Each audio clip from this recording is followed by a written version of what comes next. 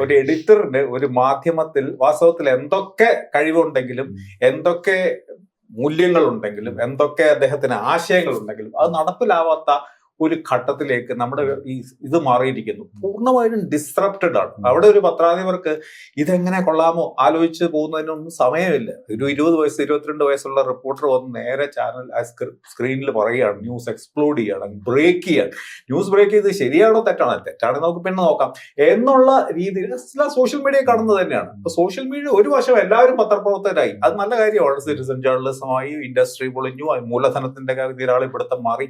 പക്ഷെ മറുവശത്ത് ഇതിന്റെ മറുവശം മുഴുവൻ നമ്മളിപ്പോൾ അനുഭവിച്ചുകൊണ്ടിരിക്കുകയാണ്. അപ്പോൾ അവിടെ ഒരു എഡിറ്ററിന് വാസ്തവത്തിൽ എഡിറ്ററുടെ മരണം എന്നുള്ളത് സംഭവിച്ചു കഴിഞ്ഞിട്ട് കുറച്ച് നാളായി. ഇനി അവിടെ ഈ ഒരു രീതിയിലുള്ള ഒരു ഇൻഡസ്ട്രിയിൽ ഇനി ഒരു എഡിറ്ററിനുള്ള സാധ്യത വളരെ കുറവാണ് എന്നാണ് എനിക്ക് തോന്നുന്നത്. എന്താണ് അയാൾക്ക് റോള് എന്ന് എനിക്ക് അറിഞ്ഞുകൂടാ. കാരണം അതിനൊന്നും സമയമില്ല, എഡിറ്ററിന് ആലോചിക്കാൻ സമയം പോലും കിട്ടുന്നില്ല. മാത്രമല്ല അങ്ങനെ ഒരു ഡിമാൻഡ് ചെയ്യാത്ത സൊസൈറ്റിയായി നമ്മുടെ ഈ വായനക്കാരുടെയും പ്രേക്ഷകരുടെയും സമൂഹം. കോവിഡ് കഴിഞ്ഞപ്പോൾ ഞങ്ങളൊക്കെ നേരിട്ട് അനുഭവിച്ചതാണ്. ഈ സ്പീഡ് ന്യൂസ് എന്ന് പറയുന്ന സാധനം വന്ന് ഏറ്റവും വലിയ ഭയങ്കരമായിട്ട് വന്നു തുടങ്ങി.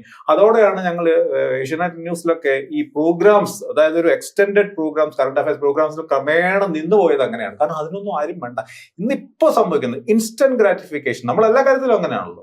വാർത്താമാധ്യമങ്ങളിൽ ആ നിമിഷം കിട്ടുന്ന ഒരു സന്തോഷം എന്താണ്? അതൊരു ഇളകി മറിയുന്ന സന്തോഷം മാത്രമേ നമുക്ക്. അപ്പൊ സ്വാഭാവികമായിട്ടും അവിടെ ഒന്നും എഡിറ്ററിനൊന്നും ആവശ്യമില്ല. ഒരു കൂട്ടം വന്ന് എന്തൊക്കെയോ കാട്ടിക്കൂട്ടുന്നു.